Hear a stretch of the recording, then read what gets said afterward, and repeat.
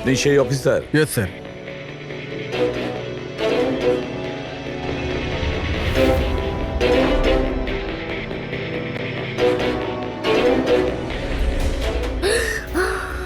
প্রশান্ত? আরে এই তো প্রশান্ত। এক মিনিট, আপনারা কে আর ওকে কি করে চিনলেন? স্যার আমি মানিক, আর আমরা সবাই আয়েশের সাথে কাজ করি। আরে প্রশান্ত আমাদের গাইড। আয়েশা এনাকে লোকেশন খোঁজার জন্য বলেছিল, আর যখন আয়েশা হারিয়ে গেল তখন এই ওকে খুঁজতে গেছিল। এর এরকম অবস্থা, তাহলে আয়েশা কিরকম অবস্থায় আছে?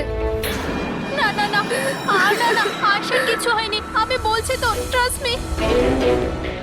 স্যার প্লিজ প্লিজ আমার বোনকে খুঁজে বাঁচিয়ে নিন স্যার, প্লিজ স্যার, প্লিজ বাঁচিয়ে নিন। দেখো, তোমার বোনকে নিশ্চয়ই আমরা বাঁচাবো। আপনি ওনাকে একটু সাইডে নিয়ে যান। স্যার এই বডিটা আজ সকালেই আমরা পেয়েছি। এই আমাদের গাইড বাহাদুর, এই বডিটাকে প্রথম দেখেছে। এই প্রশান্ত কি একা গিয়েছিল আয়েশাকে খোঁজার জন্য? হ্যাঁ স্যার, কারণ ও জঙ্গলের সমস্ত রাস্তা চিনতো। যত ভালো করেই চিনুক না কেন, রাতের অন্ধকারে ঘন জঙ্গলে বিনা পারমিশনে বিনা গাইডে রাতে ঘোরাফেরা নিজে থেকে মৃত্যুকে ডেকে আনা, তোমরা খুব বড় ভুল করেছো। এই বডিটা এইভাবে পেয়েছি, জানি না দ্বিতীয়টা কি অবস্থায় পাবো। আচ্ছা এটা বলো যে এখানে কোনো হিংস্র জানোয়ার আছে? এরকম কোনো হিংস্র জন্তু নেই, ঘন জঙ্গল, হারিয়ে যাওয়ার ভয় আছে। কোনো জন্তু জানোয়ারের আঁচড় তো মনে হচ্ছে না, কিন্তু এটা ছুরির আঘাত বলে মনে হচ্ছে। একে ছুরি দিয়ে খুন করা হয়েছে।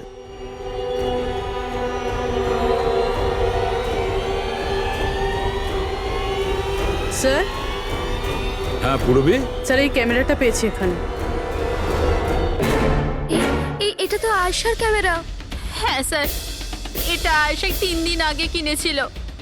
এটা চালিয়ে একবার দেখো তো। স্যার এটা অনই হচ্ছে না। কেন? এটার ব্যাটারি ডাউন স্যার, আর আমাদের কাছে ডিভাইসও নেই এটা চিপ ইনসার্ট করার জন্য। ও মাই গড। আপনারা এইসব শেষ করুন, এগুলো পরে করবেন, আগে আমার বোনকে খুঁজুন। আপনারা বুঝছেন না কেন হারিয়ে গেছে? আমরা খুঁজবো। অনেক বড় জঙ্গল ম্যাডাম, কমসে কম 2 দিন লাগবে পুরো জঙ্গল খুঁজতে। হ্যাঁ স্যার, সূর্যাস্ত হওয়ার পর আমরা কিচ্ছু করতে পারবো না। আপনারা সার্চিং শুরু করে দিন, বাহাদুর আপনাদের নিয়ে যাবে।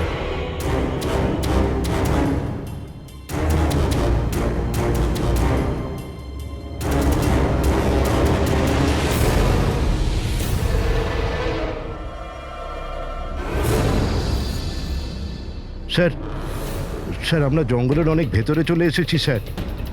স্যার এখানে কেউ আসা যাওয়া করে না স্যার। স্যার এক কাজ করি, আমরা ফিরে যাই, না হলে অন্ধকার নেমে আসবে। এখন তো অনেক আলো আছে, অন্ধকার হয়েছে কোথায়? স্যার ফিরতেও তো অনেকটা সময় লাগবে না স্যার? তো ওই হিসাবেই বললাম, এত দূর স্যার কেউ আসেই না। স্যার এখানে কিচ্ছু পাবেন না। আরে ভাই, যখন এত দূর চলে এসেছে একটু দেখে নি না ভাই? চলো চলো। আচ্ছা আচ্ছা।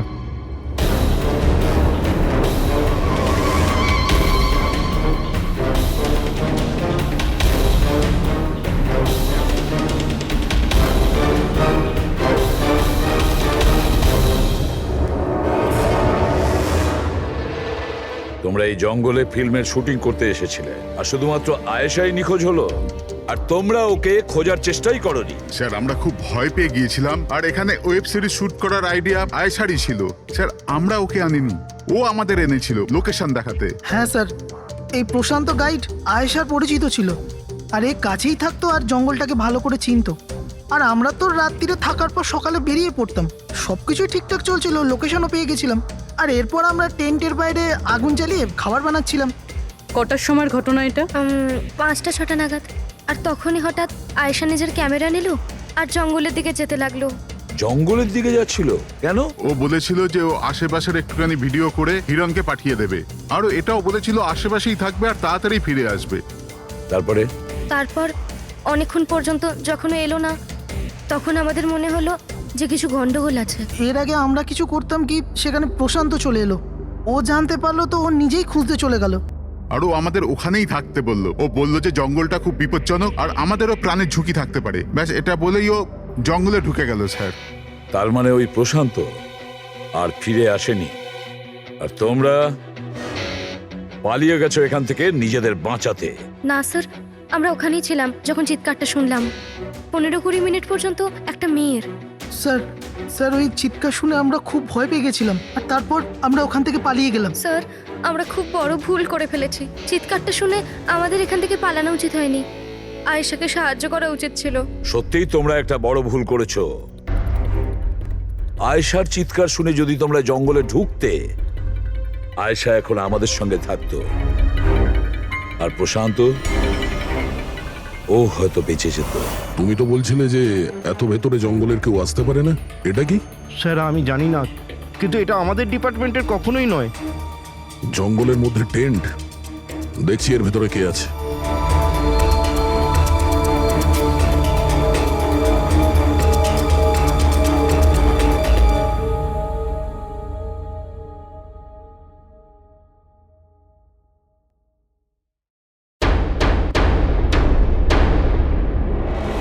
এই কাপড় তো দেখে মনে হচ্ছে কাটা হয়েছে। টেন্ট পিছন দিক দিয়ে কেটেছে, তার মানে সামনে কোনো বিপদ ছিল।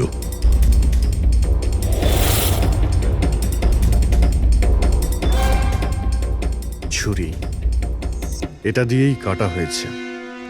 বাইরে গন্ডগোল হতেই পিছন থেকে কেটে পালিয়ে গিয়েছে।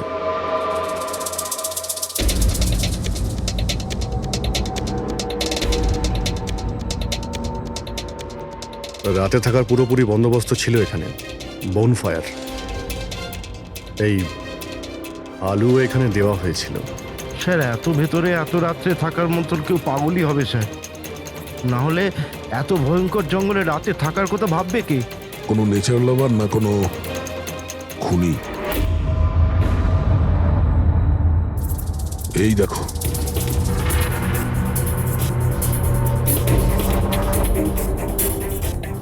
রক্ত। মনে হচ্ছে এখানেই পাথরের ওপর কেউ বসেছিল। হতে পারে আগুন পোয়াচ্ছিল আর কেউ ওর ওপর হামলা করেছে। এটা দেখে টেন্টের মধ্যে যে ছিল সে পালিয়ে গেছে। চলো আগে গিয়ে দেখি। স্যার স্যার সূর্য অস্ত যাচ্ছে স্যার, ফিরতেও 2 ঘন্টা কমসে কম লাগবে। ফিরে যাই স্যার। ঠিক আছে, কালকে আবার আসবো। স্যার, আমরা আয়েশার টিমকে এই ছবিগুলো দেখিয়েছিলাম। ওরা বলল যে এই টেন্ট ওদের ক্যাম্পের নয়। স্যার, হ্যাঁ পুরবি, আয়েশার ক্যামেরার চিপ। হিরালদি, তুমি এটা মিস করলে। আমি তোমায় বলেছিলাম না আমার সাথে এসো। জানো এখানে এত বেশি গ্রিনারি আছে। লুক এট দিস, এতগুলো গাছ। It's so beautiful. দিদি, আমি হাঁপিয়ে গেছি। মনে হচ্ছে আমি জঙ্গলের অনেক ভেতরে এসে গেছি। জঙ্গল তো পুরো একই রকমের না? আমি রাস্তা খুঁজে নেব, খুব একটা মুশকিল নয়।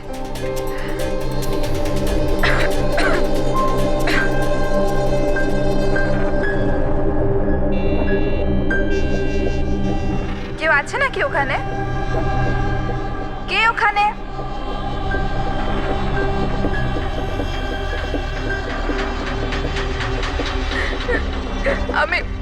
আমি ফেঁসে গেছি এখানে। আমি কিছু বুঝতে পারছি না। এখান থেকে আমি কি করে বাইরে যাব? আই এম সরি দিদি, আমার এখানে আসা উচিত হয়নি। আমার মনে হচ্ছে না যে আমি এখান থেকে বেঁচে ফিরতে পারবো। আমায় ক্ষমা করে দিও।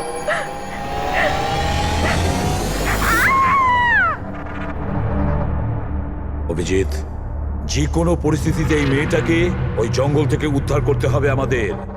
বস, হ্যাঁ সালুকে। বস, আয়েশা যে জিনিসগুলো রোজ ব্যবহার করত, আমি সেই প্রত্যেকটা জিনিস থেকে ডিএনএ স্যাম্পল নিয়েছি। কিন্তু আশ্চর্যের ব্যাপার, কোনো স্যাম্পলই আয়েশার ডিএনএ এর সঙ্গে ম্যাচ করছে না। কি? কিন্তু হ্যাঁ, খুনির ব্যাপারে একটা খুব গুরুত্বপূর্ণ সূত্র পেয়েছি। সেটা কি স্যার? বস, এই ডিএনএ প্রোফাইলটা দেখো। এই দুটো ডিএনএ প্রোফাইলই দুটো আলাদা আলাদা লোকের। কিন্তু অদ্ভুত ব্যাপার হচ্ছে যে দুটো প্রোফাইলই আমি একই লোকের শরীর থেকে পেয়েছি, প্রশান্ত শরীর থেকে। প্রশান্তর শরীর থেকে? হ্যাঁ বস। সেটা কিভাবে? প্রশান্তর মৃত্যু অগণিত ছুরির আঘাতের জন্য হয়েছে, আর ওর শরীরে যে থাবার চিহ্নটা আছে সেটা আসল নয়, তৈরি করা হয়েছে নকল। আর সবচেয়ে আশ্চর্যের ব্যাপার হচ্ছে যে প্রশান্তের লাশের থেকে আমি ওর রক্ত ছাড়া আরো কারো রক্ত পেয়েছি। এখন এই রক্তটা কোনো পুরুষের না নারীর সেটা আমি বলতে পারবো না। কারণ ওই রক্তটা প্রশান্ত রক্তের সঙ্গে মিশে গেছে। কিন্তু একটা কথা ঠিক বস, এই রক্তটা তখনই বেরিয়েছে যখন প্রশান্ত রক্ত বেরিয়েছে। অভিজিৎ, দয়া, নিশ্চয়ই এটা খুনিরই রক্ত। খুনি প্রশান্তর ওপর হামলা করে আর তখন নিজেকে বাঁচানোর জন্য প্রশান্ত ওর সঙ্গে মারামারি করে আর খুনির রক্ত প্রশান্ত শরীরে লেগে যায়। তবে খুনিরও গুরুতর আঘাত লেগেছে, সামান্য আঘাতে এত রক্ত বেরোবে না তার। তার মানে খুনির শরীরে এখনো আঘাতের চিহ্ন থাকা উচিত। আরো একটা কথা বস, কি? টেন্টের পাশে যে পাথরের উপর রক্তের ছাপ ছিল সেই রক্তটা প্রশান্তরই। তার মানে পুরো ব্যাপারটাই ওই তাঁবুর আশেপাশে ঘটেছে।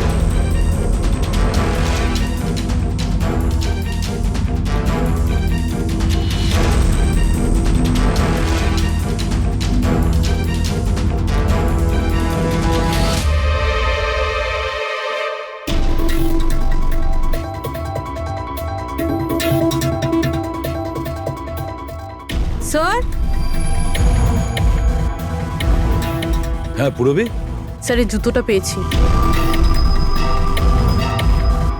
তাহলে কি এই জুতোটা আয়েশার না? তো এগিয়ে গিয়ে দেখি।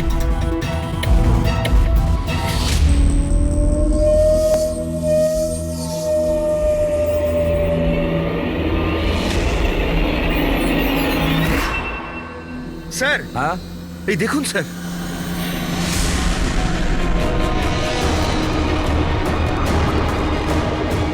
ছুরি দিয়ে আঘাত করেছে স্যারের পিঠে 5 বার। ওকে একটু উল্টে দাও। এ তো আয়েশা, ফেসটা তো পরিষ্কার দেখছি অভিজিৎ, না কোনো আঘাতের চিহ্ন, না কোনো কাটা দাগ। কিন্তু ওই ভিডিওতে যে দেখলাম। হ্যাঁ স্যার, ভিডিওতে এর মাথায় আঘাত লেগেছিল, রক্ত বেরোচ্ছিল। এখানে তো আঘাতের কোনো চিহ্নই নেই, একদম পরিষ্কার। তার মানে হলো ওই ভিডিওটা নকল। মানে আয়েশা অ্যাক্টিং আর মেকআপ দিয়ে দেখানোর চেষ্টা করেছিল যে ওকে কেউ মারতে চাইছে, খুন করতে চাইছে। কিন্তু এটা কেন করবে? স্যার, কেউ হয়তো মজা করবে, আর না হলে কোনো ভয়ঙ্কর পরিস্থিতি থেকে বাঁচার জন্য নাটক করছে। আর দুটো অবস্থাতেই এর মিথ্যেটা সত্যি হয়ে যায়।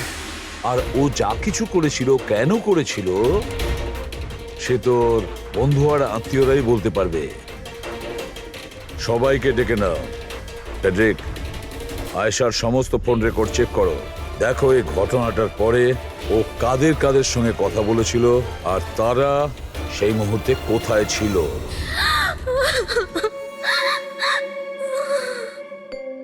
এরা আমাকে কেন ওকে দেখতে দিচ্ছে না? কি বাজে ভাবে মেরেছে আমার বোনকে। আর এরা বলছে যে ও নিজের মৃত্যুর নাটক করেছে, নিজের মার্ডারের নাটক। আর ওই নাটক সত্যি হয়ে গেছে। ভুল বলছে ওরা, মিথ্যে। আমাদের আয়েশা এরকম করতেই পারে না। আপনারা ভুল অভিযোগ করছেন।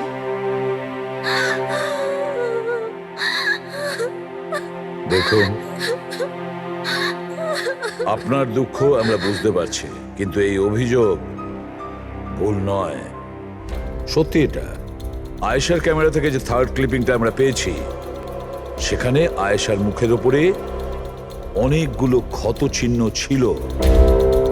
কিন্তু যখন আমরা আয়েশার লাশটাকে পাই, তখন ওর মুখ আর গলা পরিষ্কার ছিল। কেন? কিভাবে? এই ভিডিওটাতে আয়েশা মজা করছিল না তো? ওর মজা করার স্বভাব ছিল না তো? একদম না। ওর জীবনে এত সমস্যা ছিল যে ও মজা করবার কথা ভাবতেই পারতো না। ও জঙ্গলে হারিয়ে গিয়েছিল, আর কোনো মানুষ এই সিচুয়েশনে মজা কি করে করবে? অন্য কারো কথা জানি না, কিন্তু আয়েশা এটা অবশ্যই করেছে। আর যদিও মজা করে না করে, তো ইচ্ছে করেই করেছে। কি কেউ এটা কেন প্রমাণ করার চেষ্টা করবে যে তার সঙ্গে কিছু অন্যায় হয়েছে? আয়েশা এরকম কেন চাইবে? হ্যাঁ, ওর ওপর সত্যিকারের অ্যাটাক হয়েছিল, ও মারাও গেছে, ওটা আলাদা কথা। কিন্তু ও এই নাটকটা কেন করেছিল? কি সত্যি কি ও কোনো প্রবলেমে ছিল যার কারণে ওকে এই ড্রামাটা করতে হয়েছিল? হ্যাঁ, ও সমস্যায় ছিল, এমন সমস্যা যার থেকে ওকে মৃত্যুই বাঁচাতে পারত। মানে তুমি কি বলতে চাইছো? স্যার, হ্যাঁ ফেডরিক, এটা আয়েশার কল রেকর্ডস। বিশেষ কিছু পেয়েছো? হ্যাঁ স্যার, একটা লোক আছে কেতন, সে আয়েশাকে অনেকগুলো মেসেজ আর কল করেছিল। এমনকি যেই রাতে আয়েশা খুন হয়েছিল সেই রাতেও ওর ফোন জঙ্গলের কাছেই ছিল, 2 কিলোমিটারের মধ্যে। এই কেতনকে? খুনের রাতে ও জঙ্গলের আশেপাশেই ছিল। কে? হ্যাঁ, স্যার ও আয়েশার স্বামী। দুজনে আলাদাই থাকতো। যদি যদি আয়েশা ওর মৃত্যুর নাটক করে থাকে তাহলে তার পেছনে কেতনের হাত থাকতে পারে। কেতন আয়েশার হাজবেন্ড, আর আপনাদের মধ্যে কেউ এ কথাটা আমাদের বলার প্রয়োজন মনে করলেন না? হ্যাঁ, কিন্তু কেতনের জন্য নিজের মৃত্যুর নাটক কেন করতে যাবে? আমার মনে হয়েছিল যে আমরা কেতনের থেকে মুক্তি পেয়ে গেছি, কিন্তু আমি কি করে জানবো ওই আমার বোনের প্রাণ নিয়ে নেবে? হিরেন প্লিজ, কেতনই আমার বোনকে মেরেছে। আমি বলছি তুমি নিজেকে কেতনই সামলাও প্লিজ। মেরেছে। কেঁদো না প্লিজ, কাম ডাউন। আপনারা প্লিজ নিজেদের মধ্যে কথাবার্তাটা থামান আর আমাদের বলুন কি ব্যাপার। আমি আপনাদেরকে বলছি, আসলে আজ থেকে 2 বছর আগে কেতন আর আয়েশার একটা ট্রিপে আলাপ হয়েছিল। আয়েশা কেতনকে বিয়ে করেছিল। তাড়াহুড়োতে সিদ্ধান্ত নেওয়ার শখ ছিল ওর, কিন্তু জানতো না ও এই সিদ্ধান্তটা কতটা ভুল নিয়েছিল। কেতন ওর যোগ্য ছিল না, একটা পাগল লোক ছিল, পসেসিভ ছিল, ওর জীবনটা অতিষ্ঠ করে রেখেছিল। এই জন্য 6 মাস আগে ওকে ও ছেড়ে দেয়। এছাড়া আর কি করতো? আমরা সবাই দেখেছিলাম ওকে কিরকম টর্চার করা হতো। মানিক, আজকে সব অডিশনে ক্যামেরাতে আছে, স্ক্রিনে প্লে কর, স্যারকে দেখাতে হবে। আর আয়েশা এক্ষুনি এসে যাবে। ঠিক আছে। আয়েশা, আয়েশা, কি হয়েছে? Are you okay? আয়েশা তুই ঠিক আছিস? কি করে হলো এসব? কে করলো এসব? আরে তোমরাও না কত প্রশ্ন করো, কিচ্ছু হয়নি আমার। আসলে কি হয়েছে, ওই তাড়াতাড়িতে সিঁড়ি দিয়ে নামছিলাম আর পা পিছলে গেছে। চুপ কর আয়েশা, কত কভার আপ করবি? আমি তো এটা বুঝতে পারছি না, তুই ছেড়ে দিচ্ছিস না কেন ওই মানুষটাকে? আমি ছেড়ে দিলেও ও আমায় ছাড়বে না। আরে আইন বলে কিছু আছে নাকি? পুলিশের হাতে তুলে দিও ওকে। কেউ ওর কিচ্ছু করতে পারবে না।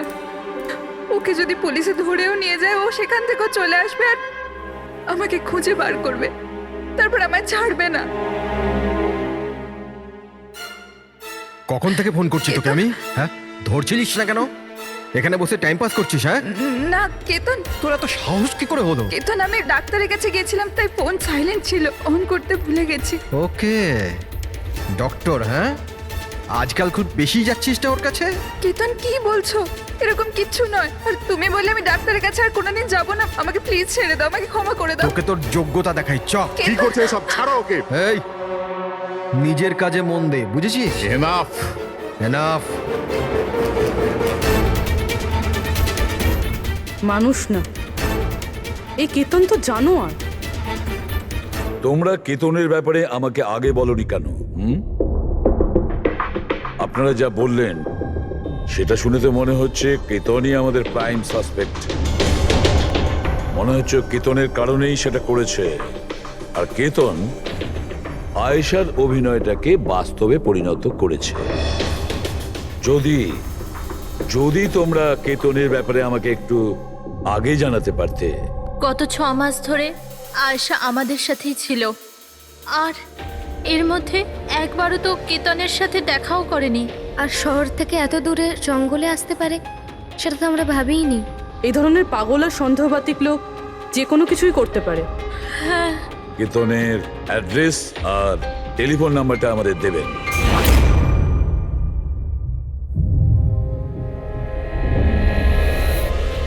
কেতন,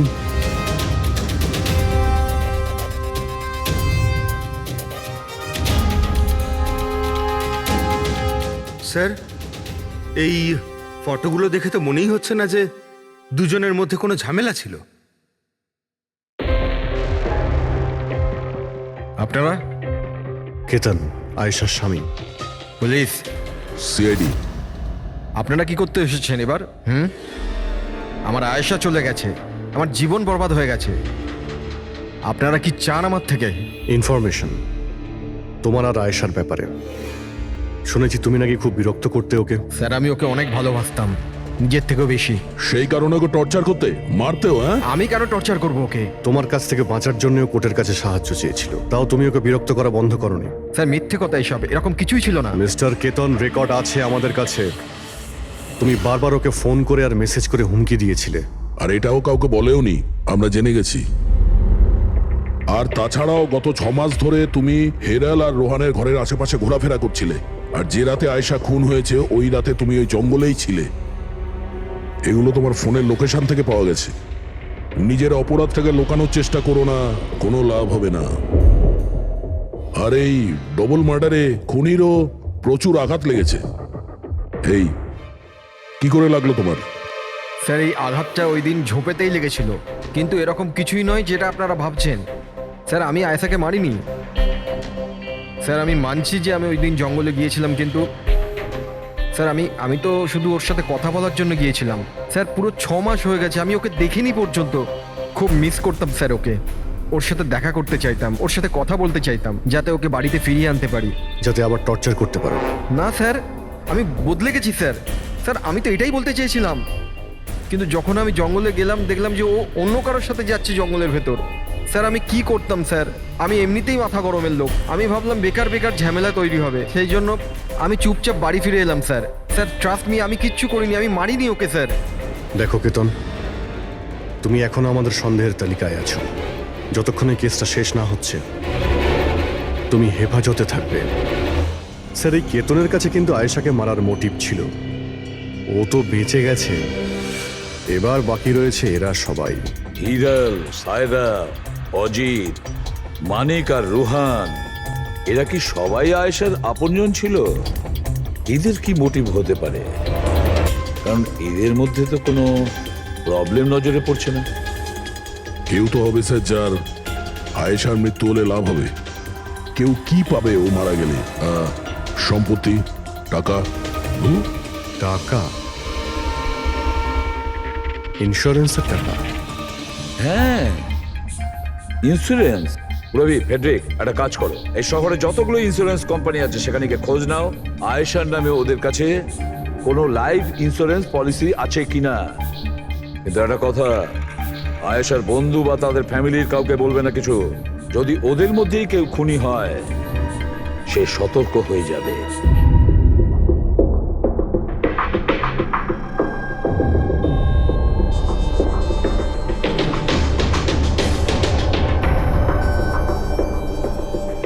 ওকে, থ্যাঙ্কস স্যার। হ্যাঁ ফেডরিক, আয়েশার অ্যাকাউন্টে মাত্র 1 লাখ টাকা আছে, কোনো ফিক্সড ডিপোজিট পর্যন্ত নেই। স্যার তনিশা ইন্স্যুরেন্স প্রাইভেট লিমিটেডের কাছে আয়েশার নামে একটা বীমা পলিসি রয়েছে 50 লাখ টাকার। ও আচ্ছা। আর এই টাকা আয়েশার ভাগ্নি, মানে ও দিদি আর জামাইবাবুর মেয়ে নিমিষা পাবে। আচ্ছা, তাহলে এই ব্যাপার। স্যার আসলে আপনারা কি চাইছেন? আমার যা জানা ছিল আমি সবকিছু বলে দিয়েছি। আর আপনারা জানেন আমার স্ত্রীর শরীর কতটা খারাপ, এখন আমার ওর সঙ্গে থাকা উচিত, আর আপনারা আমাকে এখানে আটকে রেখেছেন। স্যার বলার কি বাকি আছে? সব বলে দিয়েছি। অনেক কিছু বাকি আছে। তুমি একটু বেশি কথা বলো, সেই জন্য যা কিছু প্রশ্ন করব ঠিক তারই উত্তর দেবে। এই তোমার ওইখানে যে ফ্যাক্টরিটা আছে ওটা তো বাজেয়াপ্ত হতে চলেছে, এর লোন তুমি শোধ করতে পারোনি কি? হ্যাঁ, কিন্তু আপনারা এগুলো কেন জিজ্ঞাসা করছেন? আপনারা এগুলো কি করে জানলেন? প্রশ্ন নয়, শুধু উত্তর। আয়েশা তোমাদের সাথে তোমাদের বাড়িতেই থাকতো না? তাহলে 7 দিনে তুমি ওকে 41 বার কল করেছো কেন? বাহ বাহ বাহ, 7 দিনে 41টা কল এসেছে আয়েশা, দারুণ ব্যাপার। আর তার উপরেও তুমি অর্থ কষ্টে ভুগছিলে, তাই না? আর আয়েশার মৃত্যুর পরে তোমার ছোট বাচ্চা টাকা পেত 50 লক্ষ টাকা। আর ওই ছোট্ট নিরীহ শিশু সে কি করে জানবে 50 লাখের ধর্ম ও কিভাবে ব্যবহার করবে? আর ওই 50 লক্ষ টাকা তো ভোগ করতো বাচ্চাটার বাবা, মানে তুমি, রোহন। থামুন আপনারা, চুপ করুন। আপনাদের কথা মতো আমি আয়েশাকে মেরেছি স্যার। আমার ওপর 15 কোটি টাকার লোন আছে, 50 লাখে আমার কিচ্ছু হবে না। আমি আয়েশাকে মারবো, আর ওটা যা ওর শরীরের ওপর থেকে খুনির রক্ত পাওয়া গেছে? আপনারা দেখতে পারেন আমার গায়ে কোনো চোটই লাগেনি, কারণ আমি ওখানে ছিলামই না, আমি কাউকে খুন করিনি। সব ঠিক করা ছিল, প্রশান্ত সবকিছু সামলানোর কথা ছিল। এক মিনিট, কি সামলে নিত? হ্যাঁ, প্রশান্ত কি সামলে নিত? বলো, প্রশান্ত কি সামলে নিত? স্যার, আমার ভুল হয়ে গেছে। আমার সবকিছু আপনাদের আগেই বলে দেওয়া উচিত ছিল। আমি ভয় পেয়ে গেছিলাম, খুব ভয় পেয়ে গেছিলাম। কোনটা বলার ছিল আগে? তাড়াতাড়ি বলো। আমি আয়েশার প্ল্যানে যুক্ত ছিলাম। আমরা শুধু ওকে মৃত দেখাতে চেয়েছিলাম, অ্যাকচুয়ালি ওর মরার কথা ছিল না। তার মানে আমাদের সন্দেহ ঠিক ছিল স্যার। সবকিছু ঠিক ছিল। ওই ভিডিওটা নকল ছিল, শুধু কেতনের থেকে বাঁচার জন্য ছিল। আর তুমিও এই প্ল্যানে জড়িত ছিলে। স্যার, কেতন আয়েশার জীবন অতিষ্ঠ করে দিয়েছিল। ও বেচারি চুপ থাকতো, কাউকে কিছু বলতো না। স্যার, একদিন লিমিট ক্রস করে গেল, সব সীমা ছাড়িয়ে গেল। ওর মনে হলো কেতন ওর জন্য কোনো বড় বিপদ হতে পারে। ও আমাকে বলেছিল স্যার। স্যার, স্যার, কেতন পাগল ছিল। পুলিশ বা ডিভোর্স ওর কেউ কিচ্ছু করতে পারতো না। আয়েশা ওটাকে পার্মানেন্ট মুক্তি পেতে চাইছিল, চিরদিনের জন্য। আমি হাঁপিয়ে গেছি জিজু। এখন তো ডিভোর্স আমাকে কেতনের থেকে বাঁচাতে পারবে না। যেটা আমায় ওই কেতনের হাত থেকে বাঁচাতে পারে সেটা শুধু আমার মৃত্যু।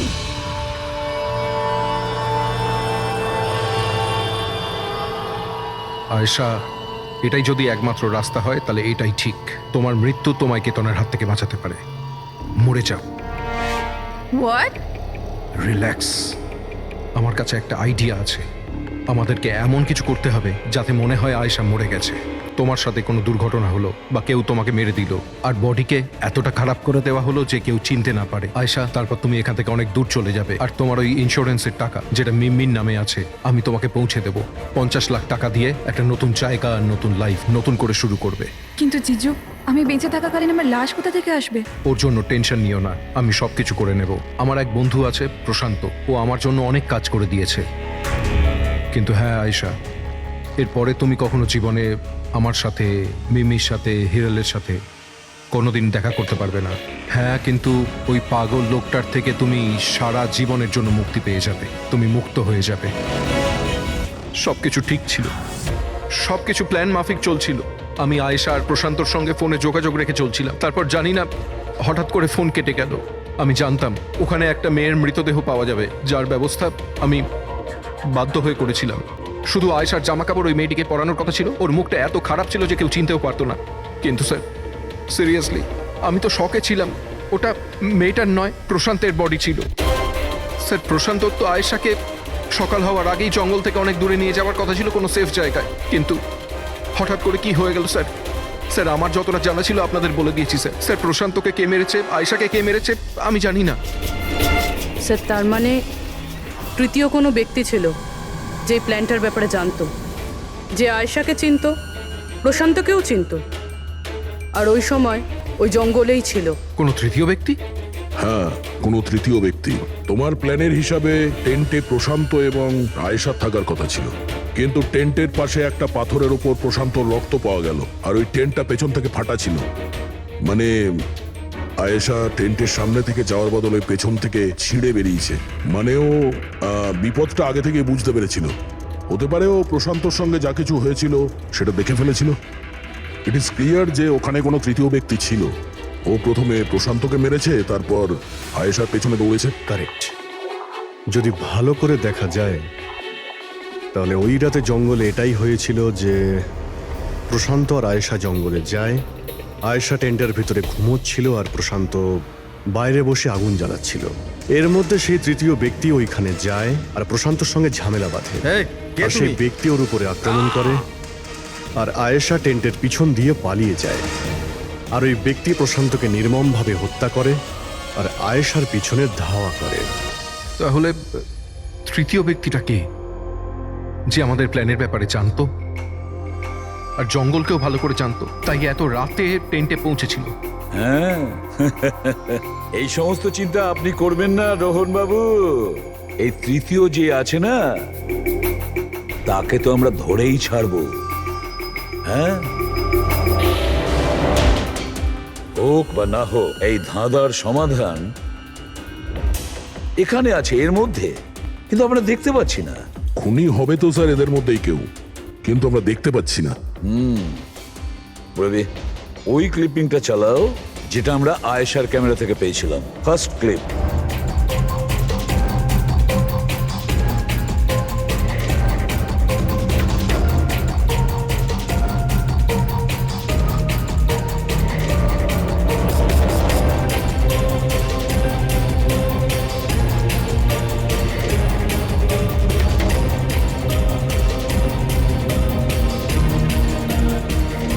ইয়েস, দয়া, তুমি ঠিকই বলেছিলে, খুনি আমাদের সামনেই আছে, কিন্তু আমরা দেখতে পাচ্ছি না।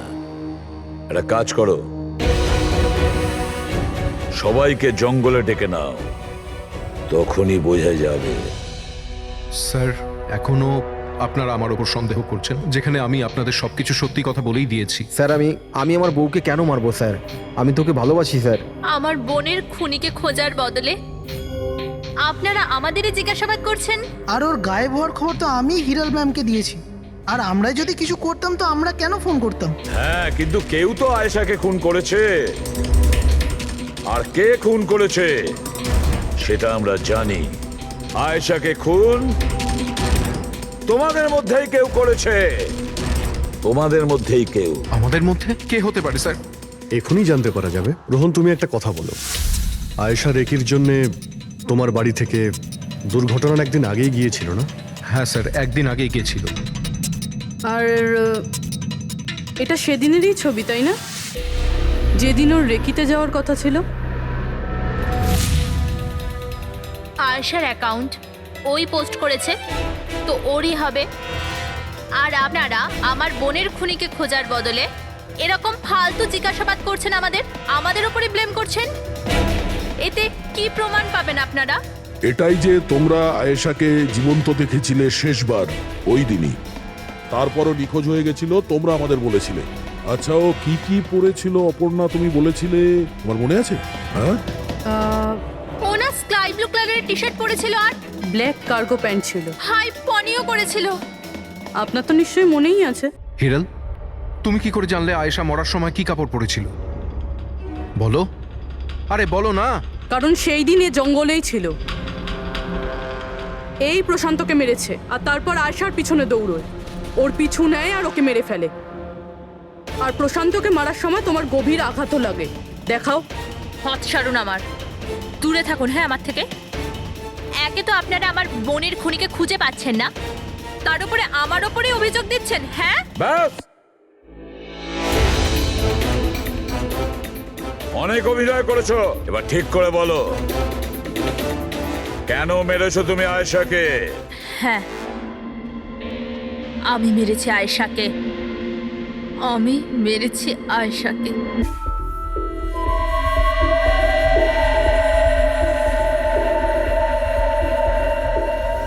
হিরাল ম্যাম, আপনি?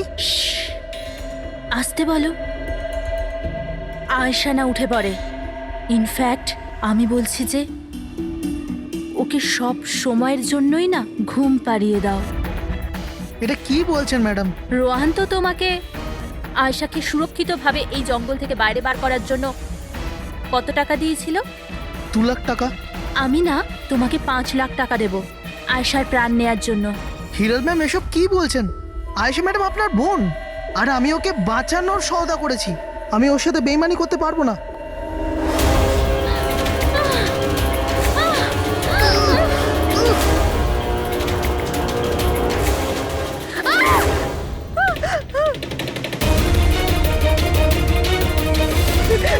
আয়েশা,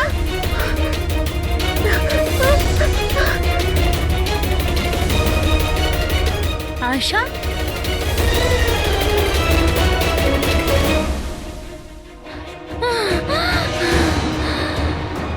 আয়েশা, আমার কাছে আয় আয়েশা। আমি তোকে বাঁচাতে এসেছি আয়েশা। ও তোকে ঠকাচ্ছিল আয়েশা। তোর ইন্স্যুরেন্সের টাকার জন্য তোকে মারতে চেয়েছিল আয়েশা। আমার বোন।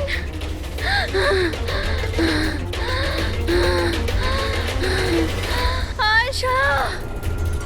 সরি দিদি, আমি কিচ্ছু জানতাম না এই ব্যাপারে। সরি, আমার জন্য তোমার এত কষ্ট হলো। আমি জানতাম না যে জিজু এরকম কিছু করছে। আই এম সো সরি দিদি। আমার বোন। সরি দিদি। তুই সরি বলিস না, হ্যাঁ? এটা তো আমার বলা উচিত। কেন দিদি? I am sorry. কেন কেন মেরেছো তুমি তোমার বোন আয়েশাকে? আপনারা জানেন না আয়েশাকে, ও সবসময় না সবার প্রিয় হয়ে এসছে। ভালোবাসার আয়েশা, সবাই ওকে ভালোবাসতো, আমাকে নয়। মা, বাবা, আমার সব বন্ধু, ইনফ্যাক্ট রোহান, আমার মেয়ে নিম্মিও আমার থেকে বেশি ওকে ভালোবাসতো। ও রোহানকেও আমার থেকে ছিনিয়ে নিতে চেয়েছিল। আমি রোহান আর নিম্মিকে নিজের থেকে দূরে যেতে দেখতে পারতাম না। না, আপনি বলুন আমি কি করতাম? আমি ভাবলাম সবসময় ও আমাকে হিংসা করে না, জিতেওছে সবসময়। না থাকবে আয়েশা আর না থাকবে ওর জিত, এর জন্য মেরে ফেলেছি আমি ওকে। হিরাল, তুমি এটা কি করে করতে পারো? আরে আয়েশা তোমার ছোট বোন ছিল, আমাকে বড় দাদার মতো দেখতো। আমি ওর সাথে এগুলো কখনো স্বপ্নতেও ভাবতে পারি না। আমার লজ্জা লাগে তোমাকে আমার স্ত্রী বলতে। রোহান, তোমার ভুল নেই এতে, সব ভুল ওই আয়েশার। ওই সব করছিল।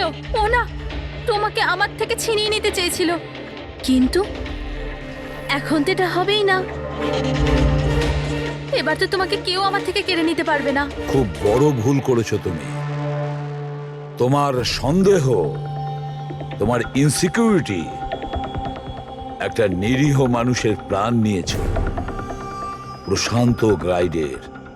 আর তাছাড়াও তুমি তোমার আপন বোনকেও মেরেছ। আইন তোমাকে কঠোর থেকে কঠোরতম শাস্তি দেবে।